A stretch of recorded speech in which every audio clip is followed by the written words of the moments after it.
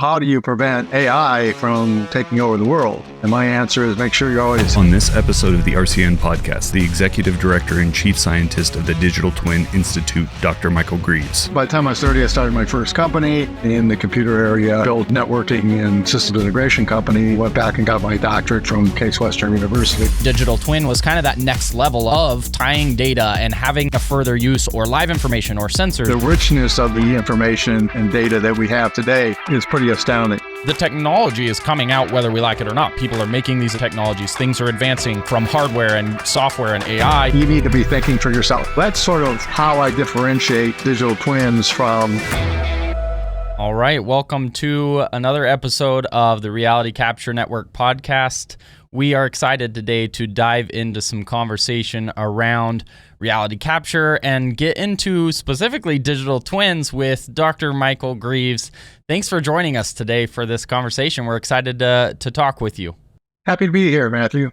Well, as always, I know we're going to get into conversation about all the technologies and current and talk about the future, but I really like to start the podcast episodes with digging into a little bit of the story of our guest, and that way people get to hear kind of the journey of their career and what led them to where they are. So if you wouldn't mind, I'd love to start back with kind of your early days, what you were doing and some of your path in your career.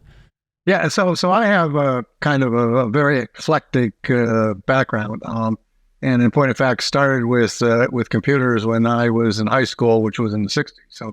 So at that point in time, pretty much nobody could program, and these were very mysterious beasts. And I learned to program in the National Science Foundation thing when I was in high school. So by the time I'm still in my teens, I'm working for a company that's doing services, which was called time sharing, which was the ability of having multiple users using a 10 character per second teletype access a computer and be able to get some value out of it. So I ran computer operations when I was in my early 20s. In fact, I was sort of responsible for the largest supercomputer, and the first one, which was called the Iliac 4, which was based in Moffett Field in the 70s. And by the time I was 30, I started my first company and have sort of been in the computer area. Built a networking and systems integration company, and then got tired of dealing with the attorneys and the accountants, and went back and got my doctorate from Case Western University. And technically retired and failed miserably at retirement. But started working for the University of Michigan, and started working on this idea of the digital twin, the ability of being able to sort of strip information off of physical objects. And in the past, if you wanted to have information about some physical thing, you had to be in possession of it. You could have some abstract things, maybe, height, weight, color. But if you really wanted the geometry and how it performed, you had to be in physical proximity to it. So digital computers coming along and having the ability of being able to strip that information and, in point of fact, create that information long before you had a physical object was kind of key in being able to have this idea of duality. I have a physical thing and I have a digital virtual thing, which is a digital twin. And what can I do about that? So all kinds of interesting opportunities. The biggest, which is, if I can sort of go out and predict what it's going to do before it happens, I can save myself a whole bunch of aggravation and expense. And so my premise underlying this whole thing is information as a replacement for wasting physical resources. So if I basically sort of take any task that I have, I can divide it into two pieces. One is the minimum use of physical resources, and as humans, we don't want to waste resources when we don't have to. And then everything above that is waste. The information will now replace the physical resources I need to do something, like make a product or be able to support a product when it comes in for service. Or my favorite is sort of getting 3 kids to their after-school activities, not knowing who's canceled what kind of thing. So information doesn't replace the physical aspects of doing that, but it can replace the wasted resources above that. So that's the entire premise behind the digital twin and the use of information. And I introduced the first digital twin model in 2002. It didn't even have a name. It was this whole idea we were moving into a product-centric perspective instead of looking at the functional aspects like engineering, designing a product, throwing it over a wall to manufacturing and say, go build it. And then the poor support people who had no idea what the design intent in order to be able to repair it was. And so I have to say I was pretty much ahead of my time. There wasn't enough computing power to do what I wanted to do. But luckily around 2014, 2015, we started to get enough capabilities to do that. And obviously reality capture, the ability of being able to move what's in the physical world into the virtual world is key to being able to have digital twins and a digital twin environment. That's great. Well, thanks for sharing up to that point. A few things that pop in my head question-wise. When you first started thinking about digital twins, did you, and this is an interesting thing because whenever there's somebody thinking about a futuristic idea, you're basing it off of the knowledge you have now and then maybe ideas of technologies that aren't quite there yet. Like you're saying, the computer power wasn't there. When you first started thinking about digital twins, were you imagining it to be what you see it being now and in the future? Did you already picture it being completely 3D and immersive and like getting to that point in the beginning?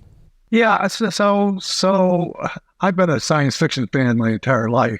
And so if you've read enough science fiction, pretty much anything is possible with respect to that. So my initial feelings about this were certainly we could do 3D. And in point of fact, back in the early 70s, I was involved with a project with General Motors when I was still in my early 20s, where we could do, we were working on a 3D version of a chair, but the problem is it took an entire 360-65, which cost about $5 million. Yeah. and it really wasn't very feasible to be able to do that. So the things that I sort of envisioned were absolutely were possible. I didn't see any reason. I mean, it wasn't like I was saying, okay, I'm going to transport these objects, teleport them from one part of the world to the next sort of thing. So I'd have to say that there's nothing that's really inconsistent with what I originally imagined, other than the richness of the information and data that we have today. Is pretty astounding. I mean, in my first book in 2006, I talked about the test of virtuality and the fact that you could basically set up tests to say, is this going to be an equivalent to the physical aspect? So it was based on if you watched the movie The Imitation Game, Alan Turing, famous scientist, basically. In fact, the year I was born in 1950, proposed a test of computer intelligence. And you put an observer in a room, and you have a computer, and you have a person. And if you can't tell the difference by asking them questions, it passes the Turing test, okay? With all due respect to Alan Turing, I think he got it wrong. I think you can model and simulate everything in our universe except human behavior. I don't ever see computers having the natural intelligence that basically humans have, because we're very different. But I proposed test of virtuality that said, put an observer in a room. If he looking at a video of what was a digital twin and of the physical one, and he can ask it to have anything done in terms of the physical aspect, be turned around, open the hood of a car, look in the interior, basically take it apart, And if you can't tell the difference, it passes my test of virtuality. And in 2006, we were getting decent. There were power walls, but you could tell the difference between the virtual and the physical. Today, I always have to ask, is that a simulation or is that a video? And we're getting so good at basically being able to render those things that you really can't tell the difference. So I propose that test to, as sort of an ability of how we were doing, and said at that point in time, while we're not there, I have great confidence that we'd get there. And luckily for me, we have. So yeah. Yeah, it's coming a long way. So for the listeners that have the question mark right now around digital twin, it is a big term, and people are starting to take it and use it in so many different ways. And a lot of people are calling just captured as built a digital twin. Some people are going all the way to saying it has to have data and simulations. And would you, in kind of your simplest explanation, what is your definition of digital twin, and what should people be thinking about when they talk or hear digital twin today? Yeah, so and then that's a great question, because obviously there's a fair amount of hype that's come about, but and I have a definition. It's which was produced in a paper that I did with John Vickers of NASA in 2017. It's in a chapter in the book. And quite frankly, I'm not wild about definitions. I mean, I think that if you know what something is, a definition makes sense to you. But I liken it to the blind man and the elephant. Depending on what part you're feeling, you're going to describe it differently. So what I really like is models. And so my model of the digital twin has three distinct components. One is you have the physical object and the physical world that we've always had since time immemorial. The new thing that's come about, obviously, is having a digital object that's equivalent to it and a digital environment.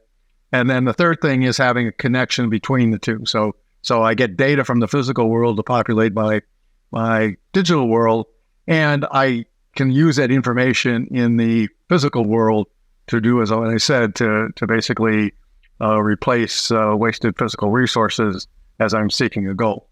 So it has to have those three things. If you're simply going to, for example, reality capture, and you're not staying connected, then it's reality capture, but it isn't digital twin. But somebody asked me, well, can you come up with and so I should mention that I drive everything from use cases. So you can have very simplistic digital twins if your use case is pretty simplistic, but you can also have very complicated with 3D graphics and modeling and simulation, moving it forward, if that's what your use case is. So again, if I can't get value from it, why am I doing it? Okay. Yep. If I'm just sort of developing pretty pictures, well, that's art. It's not, it's not a digital twin. So the reality capture example that I used was, let's say that you're in a situation where there's a hostage situation, okay? And it's in a town and you have no idea what's going on. So you basically go out and reality capture, send a drone over, reality capture it, okay? And you find out, where the adversaries are, and on a constant basis, you update that. You have the plans of the building where the hostages are held, and you're able to figure out, what's the route to get in and get out safely. And you keep that updated. That'd be an example of using reality capture that is a digital twin. If you're simply just capturing a town, then I don't know that it meets my requirements for a digital twin. So what's the use case? I mean, if you didn't have a use case for it, you're just doing a reality capture. So what? Yeah. I mean, what am I going to use it for? And again, I have to keep it connected to its physical counterpart, or it's a static, one time I captured this and I have no idea what's happened. So I've got to have those three aspects of it, the physical object, and its environment, the virtual version of that, and its environment. And then I need to stay connected. I need to get data. Now, I don't have to have it be online all the time. I mean, I can update it on a periodic basis. What's my use case? So that's sort of how I differentiate, digital twins from other things that are out there. Yeah. No, that's great. That's a great explanation. And that's what when I look at, I've been in reality capture for about 13 years, and we've always gone out and scanned different sites, and often we create drawings or models to hand over for a certain purpose, for a engineering project or to an architect. And when I started hearing digital twin and thinking about the next level use of those models, that's where I started saying, like, just a model or just a scan data set is that. It is an as-built data set.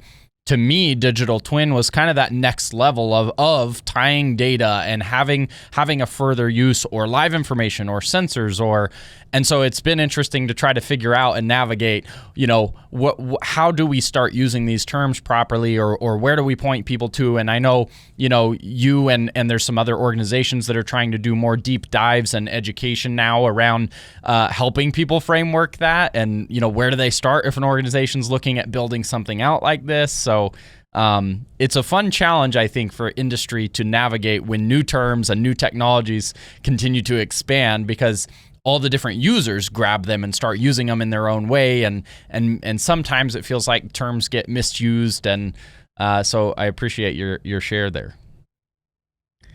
A question I have around your thoughts with digital twins would be, what do you think, current and maybe in the next 5 years or even 10 years, what do you think some of the industries or use cases for digital twins will have, we'll see the greatest impact in the adoption of them? Yeah, so I divide it into kind of two aspects. One is replication, okay? If simply I can have the data, what's happening from my physical object, that's important, okay? It means I don't have to be in physical proximity. So my first paper in 2014 talked about a digital twin for factories, and the ability of being able to have the data from the factory floor to know what's going on. And I'd like to end it to the fact that if you go to a lot of factories, the foreman's office is built, on the second floor overlooking the factory so that he or she can see what's going on. Okay. Problem is, you still have to be in physical proximity, and maybe with a pair of binoculars to see what's going on, and it still doesn't give you really good information. Replication of using the digital twin means that anyone anywhere who has the right permissions, and cybersecurity scares the hell out of me, but it doesn't matter that you are in physical proximity anymore. Simultaneously and instantaneously, anywhere in the world could basically be seeing what's happening on the factory floor and be able to understand what's going on. Okay, so replication is a basic kind of thing that we really need to use digital twins for. The other aspect that I said is that where we're going and what we really want is prediction. So we would like to predict what's going to happen. And so I have a concept called what I call front-running simulation.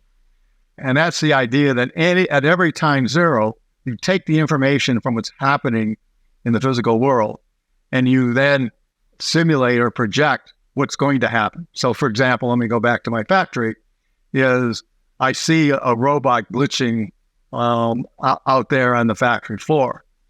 What I do is, at that point in time, run a simulation at every time zero and say, in 3 hours, I'm going to have a bottleneck, downstream.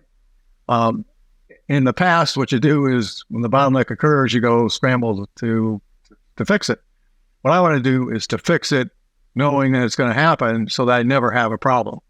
And in point of fact, that's my difference between Industry 4.0 and the digital twin concept is that what they have talked about is reducing the time from having an adverse effect to remediating it. I'm saying I don't ever want to have an adverse effect. I want to get out in front of it and be able to fix it before it occurs, so that I never have any adverse effect. So I think that, I mean, there's kind of three things that we want to use digital twins for in terms of general use cases. We basically want to interrogate, be able to have access to the information about a physical product, no matter where it is, and have, access to not only being able to see it visually, but the IoT data that's coming out of it that can tell me, I have an issue. The second thing is we want to do prediction.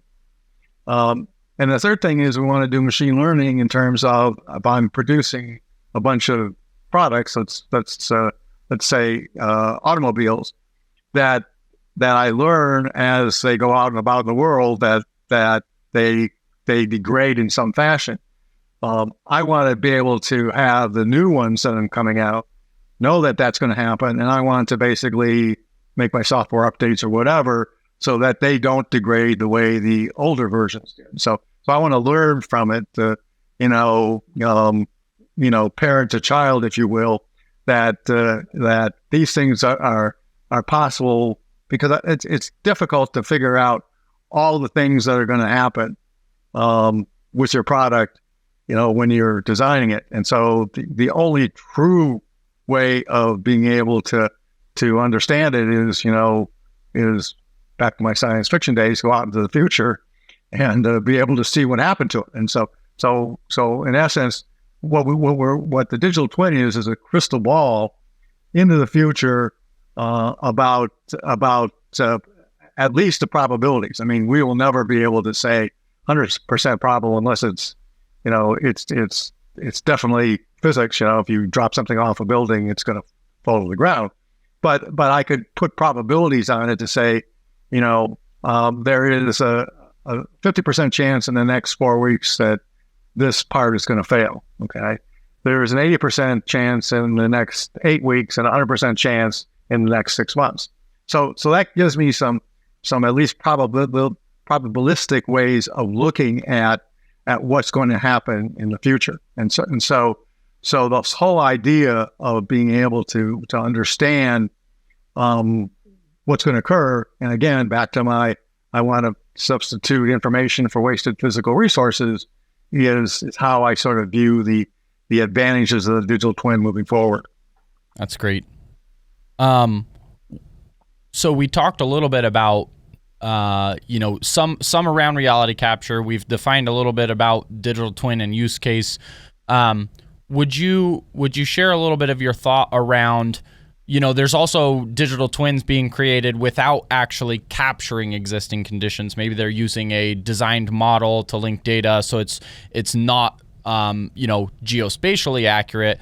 Would you share a little bit more of your thought about the connection between scenarios where actually capturing existing conditions using any form of reality capture, how you see that working hand in hand with digital twins, and even in some of the things you just explained about, predictive, or we want to be able to go out and analyze. I see more of a play there of reality capture, where if you go out and scan a facility and you create your model and you're using linked information, then you go out and scan another time, you may capture things that show you deviations or progress of monitoring steel or something like that. Would you share some of your thought around the connection of the two? Yeah, well, I think that if you have a static capture, while it might be useful for some very basic things like, hey, I know that there's a wall there, for example, unless you're keeping it updated, it is simply, it's not a digital twin, it's a reality capture. And so remember, the world is time evolved. Okay. There's the old saying that you can't, or the philosophical saying, comes from China, you can't step into the same stream twice, sort of thing. And so what we need to have is sort of a time evolved view of what's happening. Otherwise, we're relying on past static information that, and if we make decisions on that, it may be the wrong decision. So we really want to keep it up to date. I mean, back to my hostage situation, you really want to send that drone in multiple times to see if where the checkpoints have changed, whether you scan the building to see where the hostages are being kept. Doesn't do you any good to have done it once and things have changed when you go in to try to rescue them. So the ability of keeping the two versions linked, I think, is pretty critical to having a digital twin, as opposed to simply having a reality capture version. And so the updating piece is important. But again, depending on the use case, you could update at various levels. In some cases, for example, an airbag going off, you want that to be instantaneous. For the oil, the oil level in your car, once a week or once a month may be fine. So again, if you're driving from use cases, that will determine, how often you need to be updating your digital twin from your physical reality. And so tell me what your use case is, and I'll tell you whether or not you're basically capturing and using the information that's generated off that in the appropriate fashion. Yeah, that's great. So there is no one size fits all. It comes down to the industry, the use case, how you're going to use the data. Then you can work backwards to determine what do you need to capture, how often do you need to capture it, what do you need to capture it with, how do you link the info, and kind of build out that use case.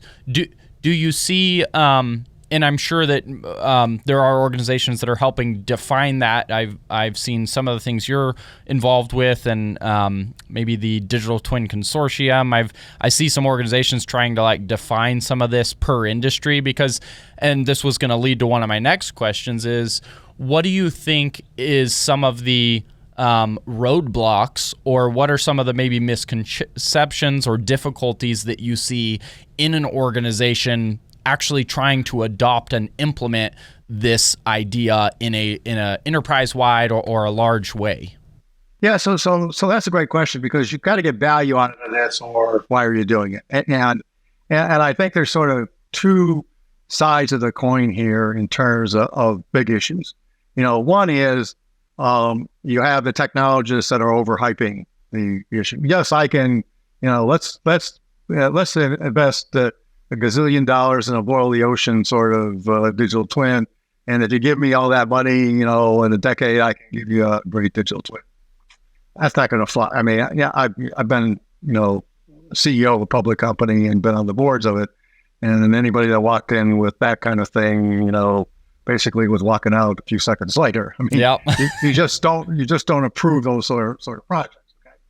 On the other hand, we have executives who are not what I call digital natives, who really don't understand that this is a real big change in how we've done business. And in point of fact, I warn against a thing I call retirementitis. All right, you have senior leadership that says, please don't bring me any of these projects, because I have to make a decision. And I'm just hoping to ride out of here with my golden parachute without ever having have made kind of one of these decisions. So you have, and that's sort of the worst case. I mean, the best case of that is they just simply don't understand. I mean, they really don't realize what the capabilities are. Back to my science fiction, Arthur C. Clarke, a very famous science fiction writer, said, any sufficiently advanced technology is indistinguishable from magic. And people don't like magic, I mean, so you've got those two sides of the coin that are problematic. I mean, other issues is what I call the interoperability problem. Okay, we're developing all these different digital twins using, and because they're not atoms, we can put them together any way we want. Okay, so information is granular, so we have the ability of being able to define our own structures and things like that. And now you want to put them together, and kind of the new term is the metaverse. I want to have digital twins. I want to bring my airplane together with a fuselage, a fuel tank, and engines, and then actually fly the airplane. And how do I do that if I don't have interoperability? And so that's an issue that I'm sort of talking about, wrestling about how do we go solve that. The other big one is cybersecurity. If I'm in the physical world, I can put my product out in the middle of a desert and surrounded with fences and armed guards and be assured that nobody's going to get in. Once I put it into digital space, all bets are off. I mean, even if I air gap it, that's what happened with the Iranian centrifuges, is they were air gap, but somebody figured a way of being able to get a virus into there and destroy those centrifuges. So the cybersecurity piece, I think, is a huge thing. And my concern is that you're going to have an incident where somebody was stupid enough to allow that access to a hostile force, and it's going to then from that point on the executives I mentioned that don't understand this are going to say no, we're going to do that because look what happened to XYZ. So I think that there are a fair amount of impediments.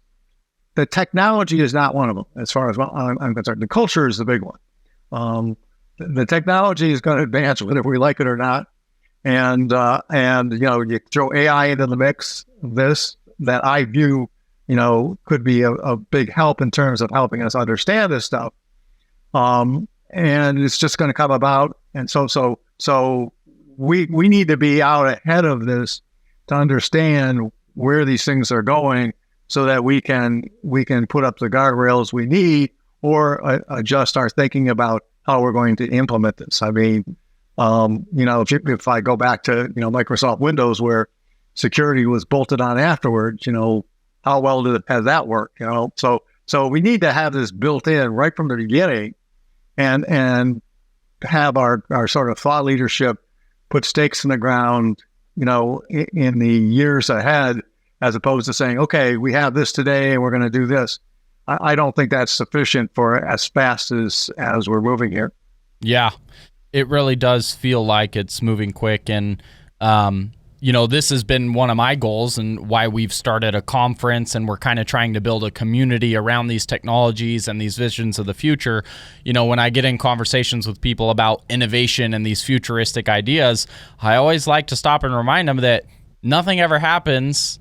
None of these ideas come to fruition if people don't build them, if people don't do them. It doesn't just happen by itself. So I think that, as you just said too, the technology is coming out whether we like it or not. People are making these technologies. Things are advancing from hardware and software and AI. And so I feel like the best thing that we can do as a community that is in this industry and dealing with these technologies is come together and discuss them. And like you said, the thought leadership, talk about these ideas, talk about the pain points, talk about the struggles, which will help us all see some of the pros, the cons, the struggles, and work together to develop the process forward and work together to try to solve some of these, because the technology is amazing. The vision of what we could do with them seems amazing.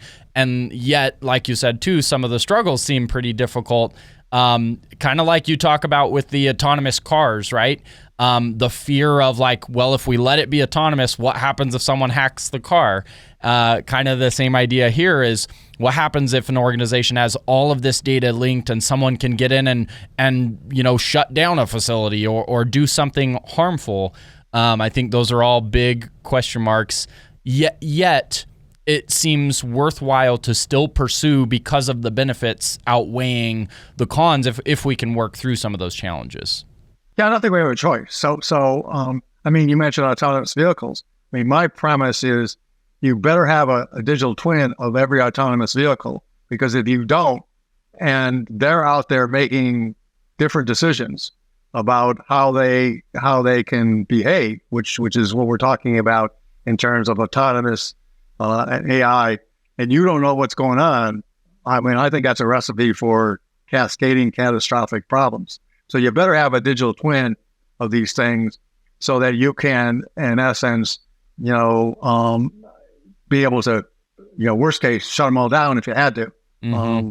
But if you don't have that, I think that it's a really bad idea to have autonomous things out there that we're not in control of. one of the things that people ask me is, so how do you prevent AI from, taking over the world? And my answer is make sure you always have a plug for the system. Yeah, let's turn it off when we need to. Right. Do you believe that, going through what we have the last few years with COVID and pandemic, and that has accelerated the interest or, people realizing the need for capturing spaces or digital twins of spaces due to accessing things remotely or collaborating on spaces without traveling? Yeah, I think that unfortunate as it is, I think it has accelerated the idea that says, look, if I have a problem, 1,000 miles away, and I can go and assess it through the digital twin and be able to address that. And in fact, in a number of different ways. I mean, one is simply look at the digital twin and understand it. The other is using augmented reality to look at what's happening within the unit, or to walk somebody through how to repair it using augmented reality. I mean, I think that the digital twin aspect of that probably has helped. I don't know how much that's occurred, because I think that irrespective of whether you had COVID or not, it was going to make sense to in fact be able to so two things that I say about the digital twin environment is it is basically space unconstrained and time unconstrained. Okay, space unconstrained doesn't matter where I'm at in the physical world. I can be in proximity to the digital twin version of that. Time unconstrained is I can basically take in the development phase and say, gee, I'd like to run this tractor for 50 years. How does it stand up to vibrations and work? And so we have that ability in the virtual world, which is compelling irrespective of what's going on in the physical world. So again, if I can basically trade off this information I'm developing for wasted physical resources, I'm going to do it whether or not there's an physical environmental thing that prevents me from doing the physical version of it. I mean, I guess if you're old school and say, yeah, I really want to go to that factory and see the machine and pound on it, you're not going to feel the same way. But if you're getting the diagnostics out of it and you're getting good data and you have a digital twin that says, hey, here's the potential issues, and maybe even AI to help you with that, why wouldn't you do that? Yeah. This is not really even technology specific, but I feel that a lot of businesses are hesitant to change. Again, we're hesitant to change processes. They're afraid of adopting new technologies. What's just some of your thought, you would tell people around innovation in general and why industries and organizations should be taking the time to look into these technologies and consider adopting or change? What's just some general thoughts around innovation? Well, the big one is you're not going to stay in business. So that's always the one. I mean, I talk to small organizations and say, if you don't move from build to print to build the model, you're not going to be in business. So that's sort of the more apocalyptic view. But I think that and it goes sort of back to how do you approach these things, is you don't do an overall let's do everything at once. I think you go out and look for low hanging fruit that basically that if you do this and this and this, you're going to be able to create a value in the organization, and you sort of build from there. So I'm a big believer of you've got to sort of prove out a few smaller projects where you can measure the return on investment, and generally, in fact, I've been a chief financial officer. The ROI of these projects are unbelievable. I mean, what happens in organizations is everybody comes in with their project and they have their return on investment, and then you produce your CapEx table, your capital expenditures, and you rank them by ROI. Some of these ROIs are weeks. In fact, there was one that I was involved with. It was the old Chrysler, which is now Stellantis, but they were building a plant, and they had 6 robots for this particular procedure. Well, by modeling and simulating it, you brought it down to 4 robots. And say the payback was less than 4 or 5 months, because those are expensive robots. NASA just did a project where they built a composite tank, a big fuel tank. So I think it was like 4 stories. And then they tested it to destruction, in order to be able to prove that out. That was about $300 million, give or take. The analysis that basically that came about with the same sort of conclusions was about $10 million, and took a whole lot less time. So the ability of being able to work in the virtual world, and I've mentioned it, but the digital twin exists before there's a physical thing. I mean, I really want to be able to design my product virtually, test my product virtually, manufacture my product virtually, support my product virtually, and only when I make all my mistakes and get it all right do I want to go out and move around physical, expensive atoms. So the ability of being able to, again, be more effective and efficient, I think is a hallmark of moving work from the physical world into the digital virtual world. That's all great. Appreciate that. Are there places you would direct people, again, organizations that hear things like this and they say, okay, we are interested in getting started. We don't have someone internally that has expertise in this. Where do they start as far as, working with an organization or working with someone who does services, or what platforms to adopt? How would you suggest people learn about the implementation or, next steps? Yeah. So that's a really good question. I mean, there's material out there, and point of fact, anybody go to my ResearchGate site, and I have a whole bunch of articles. I also have a YouTube channel that's out there that they can do. At the Digital Twin Consortium, we have put on an education session that we did for the first time in Orlando, and we probably will do it again, not at the next one, but the one in Austin in December, where it is not only simply the technology piece, but there's the trinity of people, process, practices, and technology. So you got to understand all those, because I said, I think as where you're pointing out, is cultural issues are a bigger issue than the technology in a lot of cases.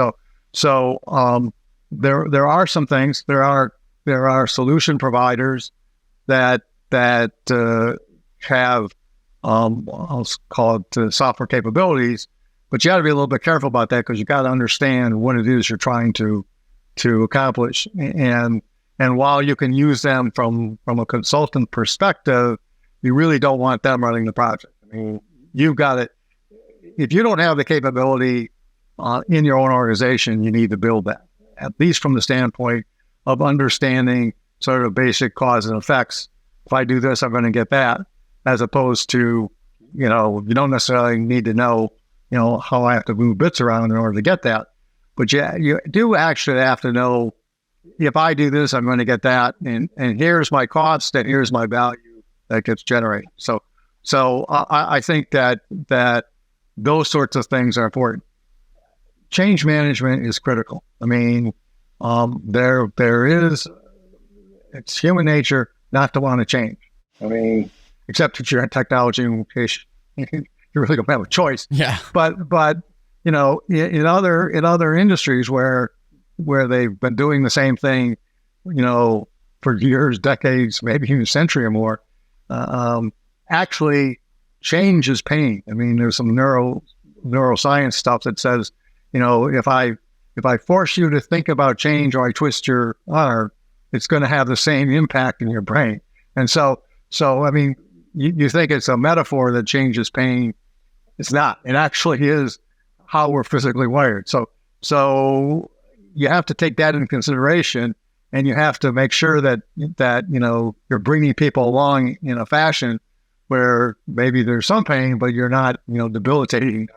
And I have seen that where an organization says, okay, we're going to change this and this and this and this, and people in a lot of cases are just incapable of dealing with that. So you need to assess. I mean, assessment is extremely important in understanding your organization and its ability to adopt these things. And if you have an organization that has no interest in changing at all, you got a big problem. I mean, one of the first things I learned early on as a programmer is, the dumbest person can beat the smartest technology every day of the week. And so if you think that the technology is a silver bullet that's going to change your people, you are in for a rude awakening. And so you've got to address that cultural issue along with addressing the technology issue. So again, there is no one size fits all. You have to assess the organization. You have to assess the use cases that you're going to get value for, and then you have to kind of look at a plan of how you're going to do that. And in some cases, there are the consulting firms will help out. In other cases, you're going to need to do the hard work yourself. But as I said, we have an education course that was 4 hours that we ran that seemed to have some pretty good results about putting this in context. If it isn't in context, it's just technology that does this and that, it's not going to help you. Yeah, no, that sounds great. That makes a lot of sense. It's one of the, areas that I found a void in within the reality capture space, and kind of an area we're trying to focus, is that it's been hard to find all the resources, and it's been hard to find what platforms are out there and what hardware is out there and what softwares and modeling processes. And so when an organization says, hey, we want to adopt reality capture, they kind of just have to Google themselves to death to try to determine, well, what hardware is right for me and my use case, and what workflow do I have to use to get to the end goal. And I see that kind of within all construction technology space, into VR, into digital twins even, is that sometimes it's hard to identify, well, what platform? Because if you for instance, right now, if someone just, started Googling digital twin providers, right, you're going to get all kinds of different companies that are saying, we'll do it for you. And maybe they're going to suggest they use your software or your software, and well, they have different capabilities. So I see this need for just more education and more conversations and more, as we, work with large organizations who build out a successful use case or practice, then sharing that knowledge and information and use case of how they got there and what the platforms are that are being used to try to help people make informed decisions as this grows. Because I really do think all of these technologies over the next several years are going to keep seeing more and more adoption. And so the volume of interest grows and the volume of need grows. So really, I see education being one of those ways to fill that gap, is trying to share knowledge from people who are kind of in this hands-on. Yeah, and I think that, you mentioned the Digital Twin Consortium. I mean, that is sort of the one of the ways is, to affiliate with one of these groups that are in essence, if they're nonprofit. So there isn't this profit motive that says I got to sell you something. But I think that I mean my kind of disappointment is the educational institutions should be doing this, and they don't do a very good job at that. So they're sort of out of the arena. In fact, I had a granddaughter who graduated from Michigan State University with all 4-point average. And in all 4 years, she'd never heard the term digital twin from her professors. Yeah. Something's wrong, Yeah. And by the way, I just ran into somebody from Caltech who was going to be a senior at Caltech. Never heard of it. So how is it we have, our top-notch educational institutions that do not even mention this in all the years that they're their graduates, and I'm talking engineering graduates, are there. So, in fact, I think the community colleges, or what they're calling colleges now, 4-year colleges, do a better job at that whole area because they're sort of more hands-on. But that's a problem. I mean, I think, in fact, especially a problem in the United States. I see more work being done in Asia and Europe and even South America than in the United States. So I'm not quite sure what's the matter with us, but that is kind of an issue. Yeah. Yeah. And, I've had conversations with several different universities, and, some of them maybe have a BIM program or construction management, and some of them are starting to touch on like, hey, they get a week with a laser scanner, but it's just very, very, very minimal and definitely not this deep. And I don't know when that's going to change or if it will, which is what is driving me to say, instead of just being a service provider myself, I want to try to start helping and educating other people. And if we don't see someone else create a course or a class, we want to do it ourselves on whatever technologies we can, of teaching people laser scanning, teaching people scan to BIM model, and trying to help fill that gap of bringing in the next generation. Because I also see that this is an area that is going, it already is today, and I believe it very much will be over the next several years. It's a major career opportunity, because when an organization wants this, and I'm even seeing it again with something as simple as laser scanning. Today, there's not people graduating out of a college with expertise in this, yet there are organizations hiring and paying great money. So it's really on-the-job experience today. And it's a very, very nice career path, and I think it will continue to expand in the future. So it absolutely needs to be educated somewhere. Yeah, so I might mention that Sapienza University in Rome, which is the largest university, I think, in Europe, does have a master's degree program in digital twin construction. And in fact, I went to the graduation of the first class where they had to present their project, and they have learned all those sorts of things: reality capture, modeling simulation. And I think that universities ought to be emulating that, because they've done a really good job in terms of being able to say that. Their problem is they're not getting enough students. And I'm thinking, that there's something wrong here in terms of the mismatch between what they're offering, what's needed out in the industry, and the students that have been educated who really don't understand what they need to do. So I mean, it goes back to, we ought to have in freshman year for engineering, every student should go through a digital transformation course. So an introduction into digital transformation, and bring along on reality capture, digital twins, digital transformation, all these sorts of things. I mean, they're digital natives. All these students have never known not having a computer, and yet, we bring them in and we say, "Oh, put your computers away. We're going to basically, bore you with 1,000 diffie-Q problems." So we've got a mismatch here that we're going to have to fix in some fashion. Yeah, and I'm hopeful we will figure it out. I think some of these might be the growing pains of change and of something new, and the digital future in the in the workplace. But I think that's another point that maybe helps some of that solve, is that we are seeing younger generations that are starting to enter the workforce, and they're coming from, again, an iPhone in their pocket and gaming and VR. And so they get into a job and they say, why are we looking at these old drawings? And some of them are starting to question these things, and hopefully we'll see some of that even push the adoption further. Well, I've got just a couple more questions, and we'll kind of start wrapping up here. I appreciate all your time so far. These are kind of more for you personally, and I love asking this question, as we're also even talking about younger generation entering their career path, entering the workforce. If you were to go back to your younger self, and or it may relate to younger people getting into the job place now, what's some things that you've learned over your career and even to where you are now that you would give advice to that younger self? Don't trust attorneys. No, I'm just kidding.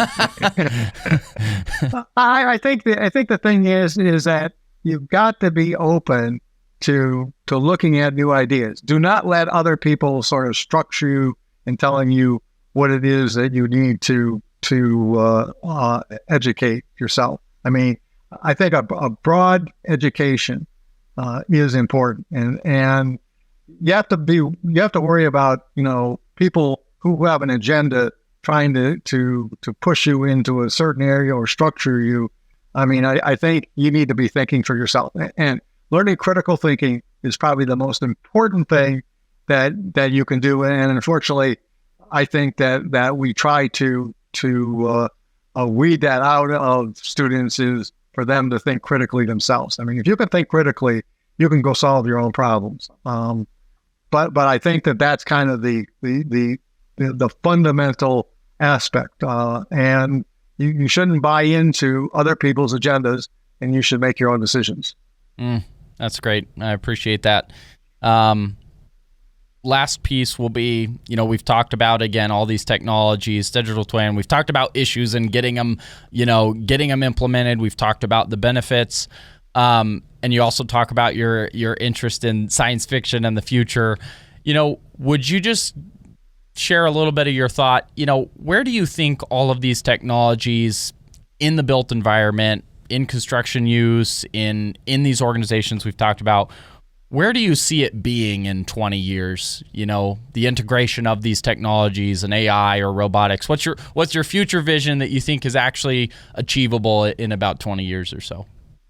Yeah, I think you're going to see an improvement in quality of life. I mean, you're going to see you're going to see anticipation of issues. So let's take cities. Is that there'll be adjustments in the traffic lights and routing of people.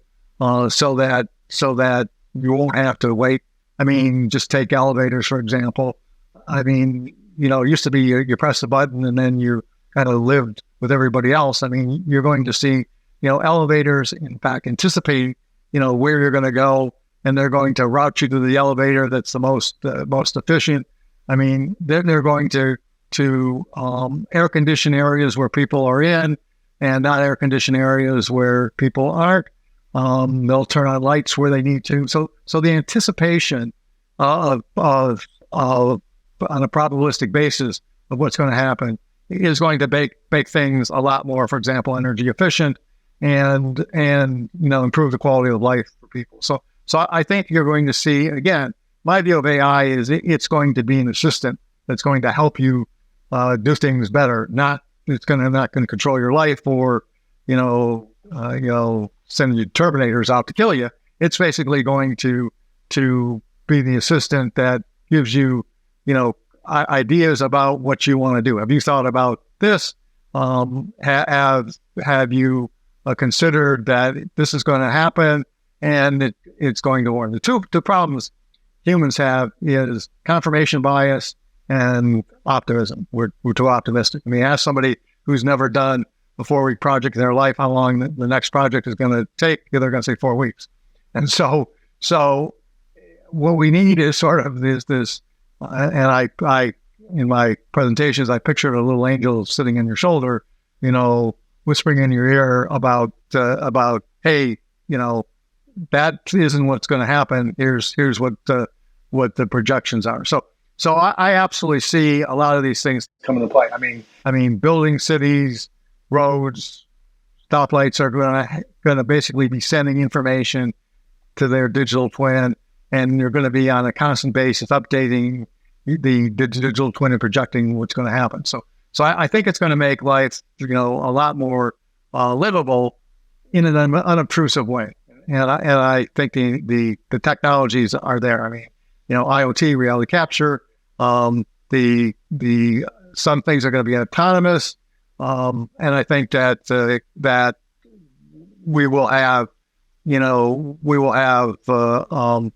better access to things, better efficiencies than we have today. Yeah, that's great. I I completely agree, and I'm on the same page. I see that happening, and I see it being realistic and achievable as we work through some of the difficulties we've talked about.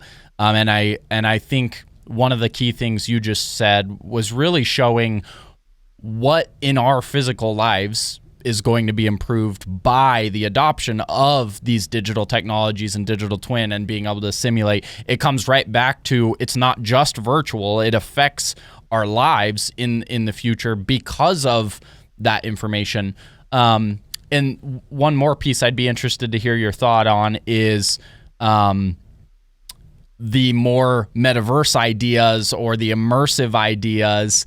Do you people talk about like the Ready Player One or so digital twin to me, obviously there are applications where maybe you will go into VR with your digital twin model for walking around or simulating, but do you see use cases in immersive where you think at some point in the future it will get to the point that there are jobs, people are working in VR, or they are going into these virtual worlds and things on a constant basis? What do you see on that piece? Yeah, so I mean, and if you read Snow Crash, I mean, it's all about this social interaction. I don't necessarily know that does much, although certainly the gaming communities are engaged in that. I don't know whether you really need an avatar to walk around. And in point of fact, I haven't quite figured out how they actually walk around. I mean, they kind of ignore that piece. I think Ready Player One had them on a treadmill, but if you're going to, change direction, I don't know how that worked. But there were some assumptions there that they just sort of ignore. I do think, for example, VR of architectural buildings, be able to walk through a building before it's the first shovel of dirt is done at groundbreaking, to be able to walk through the entire building, to go catch an elevator, to see whether or not the temperatures are right in all parts of the building, is going to be an immersive sorts of thing. And so in fact, I'm working on a chapter now for a book I'm co-editing on digital twin simulation in the metaverse. We're going to have multiple metaverses. I mean, there's no point in having a single metaverse because we're stuck with that in the physical world, unless you believe in alternate universes. But we're going to have as many metaverses as we need to be able to do experimentation. So I do think that there is a role for immersive technologies, but primarily in the development phase where I don't have anything physical yet, but I'm going to have one. I mean, I ought to kind of make my point clear here is you have a digital twin as soon as you intend to make a physical object out of it. If you're simply kind of working on a digital twin of flying carpet that's never going to take form, that's not a digital twin, all right? I mean, that may be an interesting model, but it's not a digital twin. You've got to have an intent to make a product that's going to be physical to have a digital twin initially. And so I see that phase of the creation phase having immersive capabilities and being able to, in fact, maybe having a crowd of people who are, meet in an auditorium to determine, hey, I can basically have all my sight lines and everything where I need them, and this looks good. But purely on the Snow Crash or Ready Player One kind of thing, yeah, I think you will have that for gaming. But in the physical world, what value is that creating? I mean, yeah. And so I think if we're talking about the build community, there are immersive capabilities that we'll have, but it's primarily in that. Although, quite frankly, you may decide when there's a problem that you can immerse yourself into an environment where the people are there and you can see for yourself what's going on. So I think there are immersive use cases that you can come up with in all phases of the product life cycle. Yeah, that's great. Well, I appreciate you coming on and sharing with us your story, your journey, kind of what you're doing now. I think it's an exciting time today, and I am excited about being in the space today and hopefully helping cultivate as we build really the future together. So again, thank you for coming and sharing. I think it'll be inspirational and educational episode for our community. Happy to do that. I think the opportunities are just endless. Thank you for joining us. Thanks everybody for listening, and we will catch you on the next episode.